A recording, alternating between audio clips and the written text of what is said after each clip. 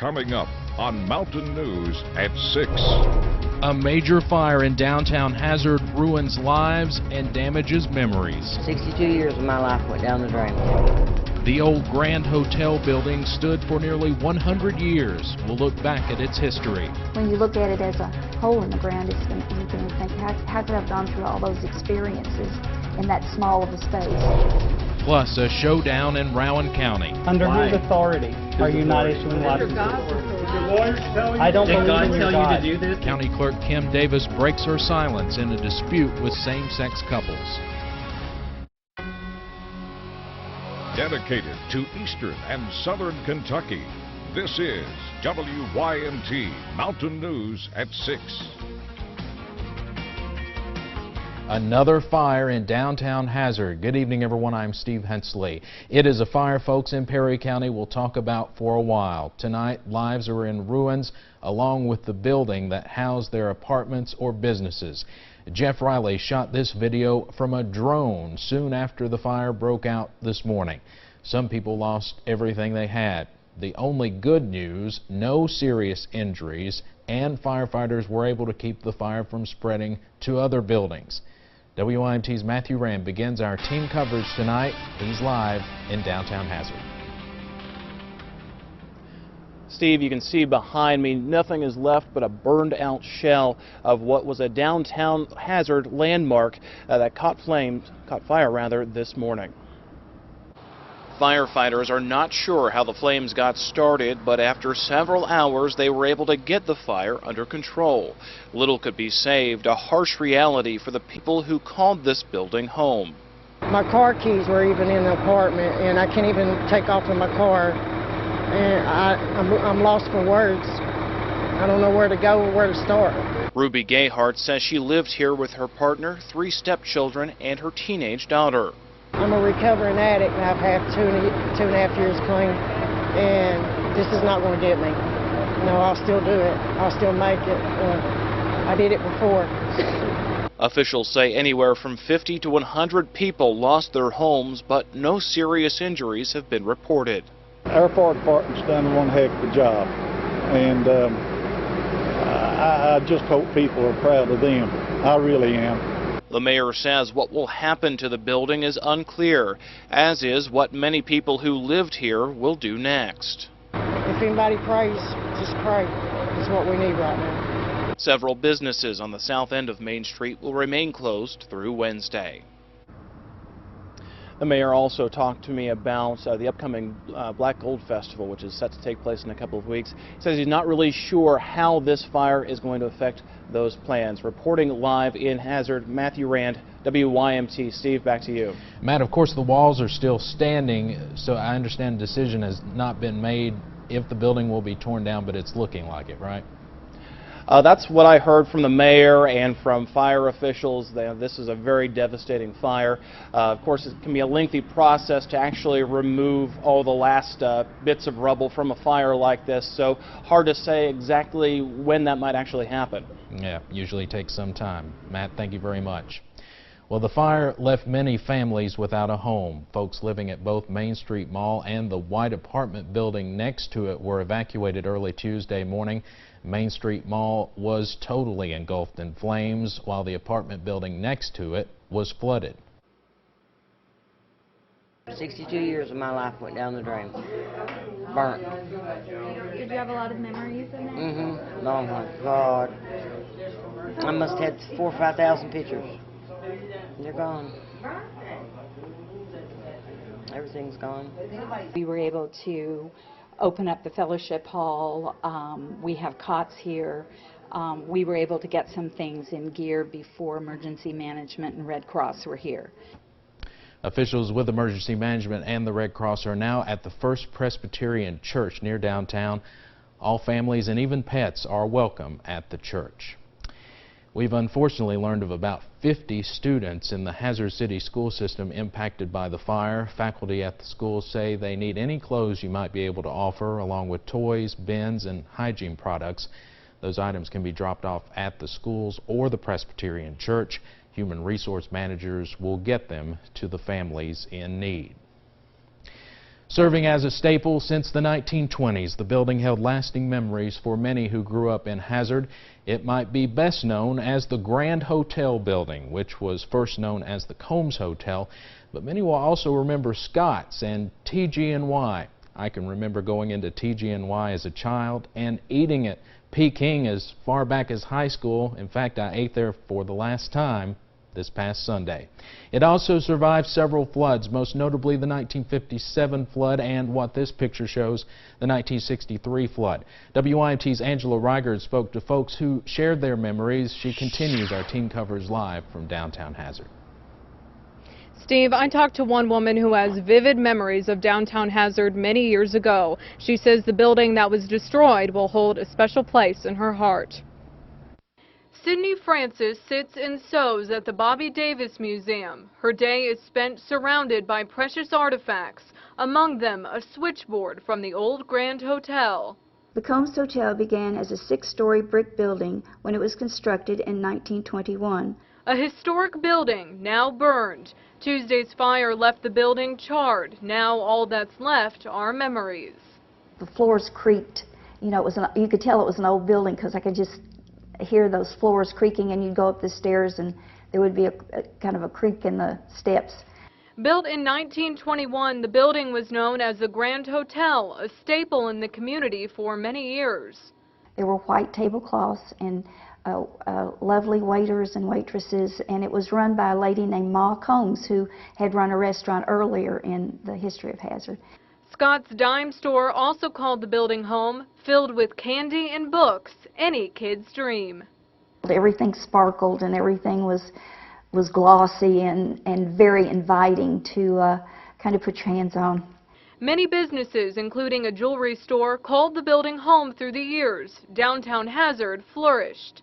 You saw almost everything. You saw preaching on the courthouse steps. You saw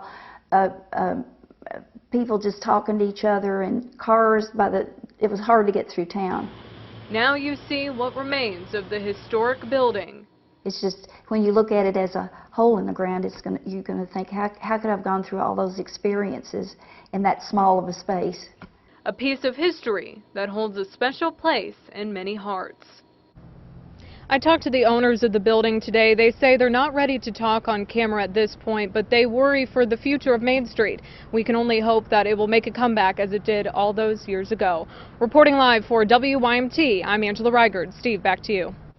Angela, thank you. Now, there was also a fire in that same building way back in 1928 that killed 5 people. Fortunately, no fatalities today. This was just the latest historic building to go up in flames in Hazard. There have been five major fires downtown since 2001. We continue our team coverage with a look back. In October 2001, 2 businesses and a law office were destroyed by fire, and water heavily damaged the brand new studios of 4 radio stations. It's believed that fire was started by an electrical problem. Just a few months later, in February 2002, a second fire destroyed a paint store and a church. That fire was suspicious, but no one was ever charged. A third fire broke out in March 2004 and was ruled arson from the beginning. A man later pleaded guilty to setting the fire in an apartment that destroyed 2 businesses.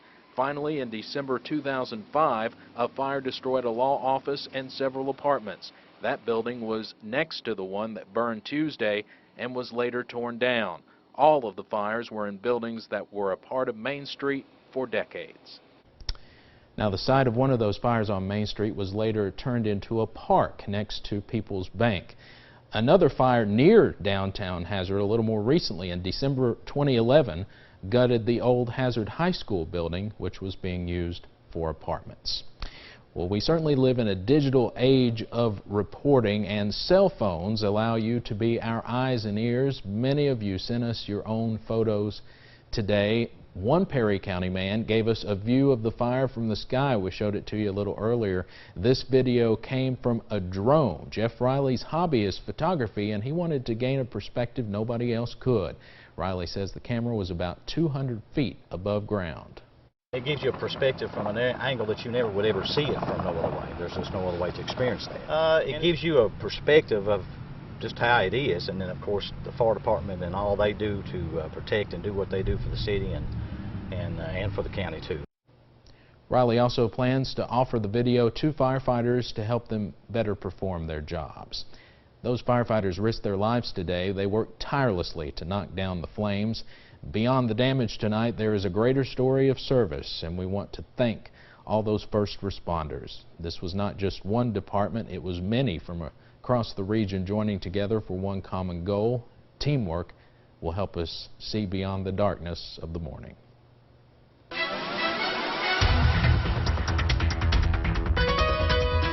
Fire actually caused some weather impacts this morning in Hazard as we had a little bit of smog develop because of it. Check out this shot we had from the WYMT weather cam early this morning just before 7 o'clock. And you can see on the right-hand side of your screen that plume of smoke coming up and mixing with the fog, creating a little bit of smog. It's not something we talk about a lot here in eastern Kentucky, but here's a little bit about how it happened. Of course, we always get the valley fog in the mornings around here in the summertime. That's because the valleys cool off, that moisture condenses and forms the fog, and it gets trapped under a layer of warm air. Well, when that fire got going this morning, that smoke got trapped under that warm air and mixed in with the fog, creating smog. And it wasn't until the sun came up and caused the fog and smog to lift that we weren't able to get that out of here. And it definitely caused some problems this morning, caused a lot of folks to be able to smell that smoke all the way several miles away from the fire. Right now, we're mainly dry on pinpoint Doppler, but a few spotty showers are out there. It's very hot and humid. Temperatures feeling like the upper 80s and low 90s, and we're going to go into the mid-70s by 11 o'clock tonight. Steve, the summertime pattern continues for the next several days. We'll have more on that here in a few minutes. All right. Thank you, Shane. Now to our other big story in Kentucky today. A showdown in front of the cameras for all to witness. The Rowan County Clerk, Kim Davis, has up until now stayed pretty silent with the people wanting a marriage license from her. But today that changed as she came out of her office and argued with same-sex couples. WYMT's Tanner Hesterberg is in our newsroom with the latest. Tanner? Steve, Rowan County Clerk Kim Davis today defied a court order and again refused to issue marriage licenses. One of the same-sex couples that have been repeatedly denied by Davis confronted her today inside the Rowan County Courthouse with our cameras rolling. Beyond listening to you.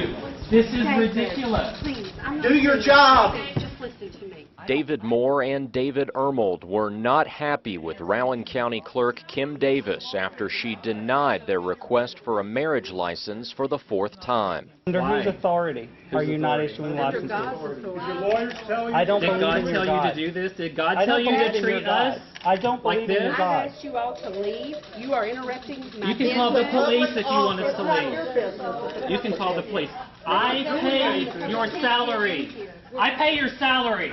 Davis says her Christian faith prevents her from granting marriage licenses to same-sex couples. We have accommodated people's beliefs and feelings our entire life, and we're not doing that anymore.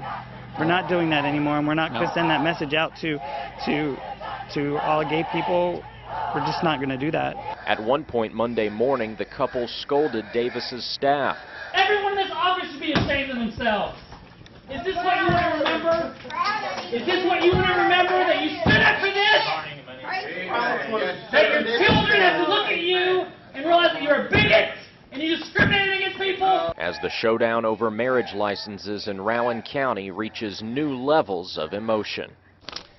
Federal Judge David Bunning issued a court order this afternoon setting the date and time Kim Davis and her deputy clerks must appear in court. Thursday morning's hearing will discuss the motion that he hold Davis in contempt. Now, Davis also said today, after that confrontation, in a statement that she considers this a, quote, heaven or hell decision. Certainly an emotional day up there. Tanner, thank you. Throughout the day, a large group of protesters gathered outside the Rowan County Courthouse. Many people in the crowd opposed Davis's actions, but others agreed with her. Chanting and singing continued all day long. The crowd split down the sidewalk, and people on both sides said they were standing up for what they think is right. This lady should not be having to endure the persecution that she's having to endure. We're here for equality. We're here for equal rights, and we're here for the love that we all have in our hearts. The Rowan County Sheriff and his deputies stayed there throughout the day, keeping an eye on the crowd. Rowan County Clerk Kim Davis is an apostolic Christian. Members typically spend time daily in prayer and reading the Bible. They are instructed to be humble, careful servants of God and to dress modestly. The church says men should look masculine and women should look feminine. Women are encouraged to have their long hair modestly arranged and refrain from use of makeup. Jewelry is discouraged. Members are also taught to exercise discernment in use of media and entertainment. They believe in strong family bonds and strong homes. Women are encouraged to stay home while children are young, and the church says divorce is rare. Coming up on Mountain News at 6, searching for answers. Investigators hope witnesses can help them figure out what led to a deadly Jackson County shooting today. It started as an argument, but police say it ended with someone dead. Tonight we're learning more about a shooting in Jackson County. State police say it happened around 1 this afternoon on Chestnut Flat Road near the Sand Gap community. As WYMT's Sam Smith tells us, police are still trying to figure out what led to it. I'm standing along Chestnut Flat Road. It's the scene of a death investigation here in Jackson County. Kentucky State Police received a call about a shooting in the 2200 block of Chestnut Flat Road around 1 o'clock this afternoon. Kentucky State Police say a man was found dead lying on the road. I'm told the initial investigation says there was some type of altercation that led up to the shooting. The deceased has not been identified.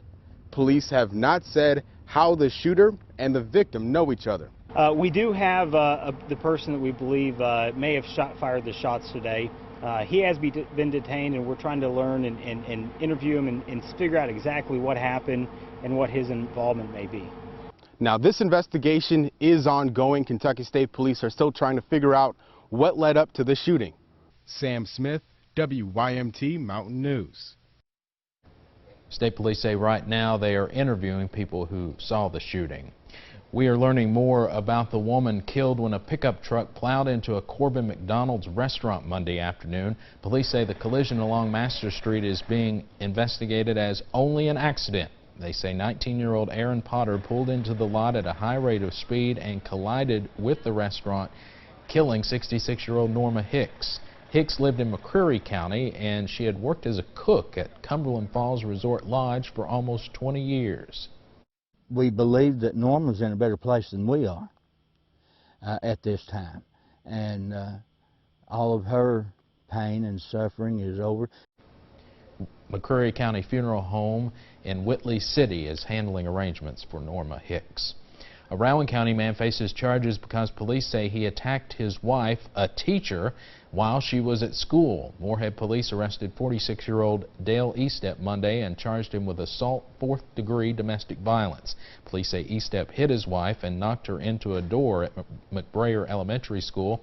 Police say the woman suffered some bruising but was not seriously injured. Estep is scheduled to be arraigned September 21st.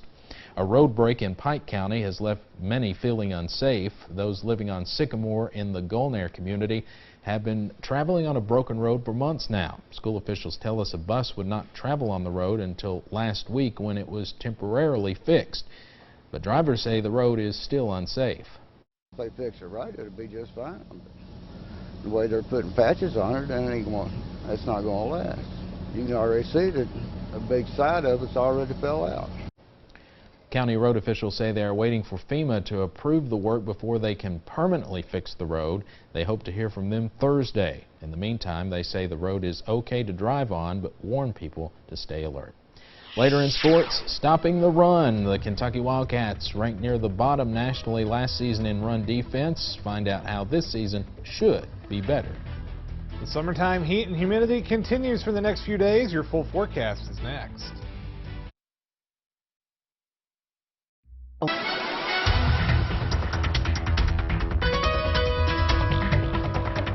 Well, the weather today, pretty nice for the most part. A few spotty showers showing up on Pinpoint Doppler this evening. Most of the action concentrated down into the southern end of Leslie County. A few showers also just across the border from Middlesboro over into Tennessee and Virginia. And a little shower right to the west of Williamsburg over towards Cumberland Falls. Temperatures in the mid to upper 80s right now. It feels like the low 90s for most of the region. and it is just hot and humid. No real big weather makers affecting us right now. High pressure sitting just off to the south and east. That's ushering in some warm, humid conditions, and that's what we're going to have to deal with for the next couple of days. Now, as we go through the overnight tonight, down into the mid-60s. Dense fog tomorrow morning once again, mid-80s for highs tomorrow. In fact, let's go zone by zone.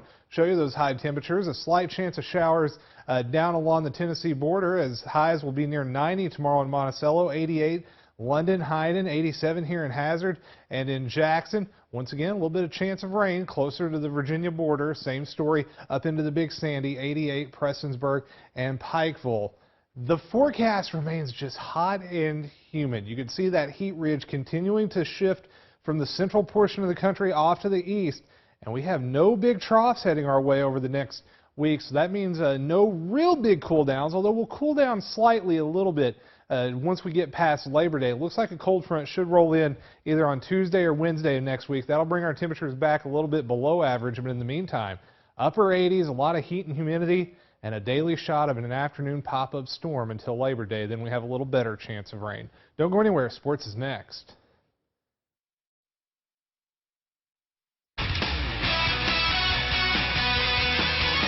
This is WYMT Mountain Sports, your home for the Kentucky Wildcats and local high school sports.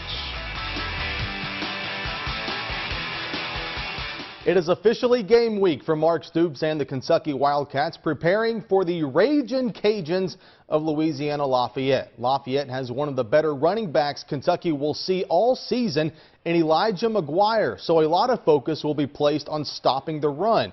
Kentucky ranked 92nd nationally last season, allowing just more than 190 yards per game. Yeah, it comes down to just getting more stops. I mean, we need to be better across the board, really. You know that. I mean, you could go into statistics and all those things, but it comes down to playing good as a team. We have to be good in all phases. I think offensively, I think we'll control the ball a little bit better, move the ball. I think defensively we'll be better. We certainly need to be better in third downs. You limit some opportunities. You limit some plays if you could get off the field. We need to improve in a lot of areas. Run defense is one of them, but I anticipate we'll be improved. Time now to announce our Week 1 high school football team of the week. After coming out flat in their Week 0 loss to Bryan Station, the Knox Central Panthers rallied late in Week 1 to beat the Louisville Central Yellow Jackets 28-24 in the Cumberland Falls Pigskin Classic at Corbin. Quarterback Jackson Stewart threw for 113 yards and a pair of touchdowns in the win. Here's a look at a few Week 1 Player of the Week candidates. Brody Johnson at East Ridge, 233 rushing yards, 4 scores in the Pike County Bowl. Paul Stapleton of Harlan, 93 rushing yards, a touchdown, 7 tackles with an interception, and by the way, an 84-yard punt return for a touchdown against South Floyd. Derek Pugh of Pikeville, 175 yards on 7 carries, 4 touchdowns for him. And Luke Woods at Whitley County, 469 total yards of offense and 6 touchdowns. To see a complete list of candidates, just log on to the sports page at wymt.com. We will announce our Week 1 Player of the Week tomorrow on Mountain News at 6. And Steve, that is sports. All right. Thank you, Josh. We'll be right back. Finally, some high school students in Knox County got a bonus for their achievements this weekend. College and career-ready students met up at Knox Central High School on Saturday morning. They were allowed to choose their parking spot, given a free parking pass, and then actually got to paint the spot. Faculty members say it's part of an effort to reward success and hard work. That's going to do it for Mountain News at 6. Thanks so much for joining us tonight. The CBS Evening News is next. Good night, everyone.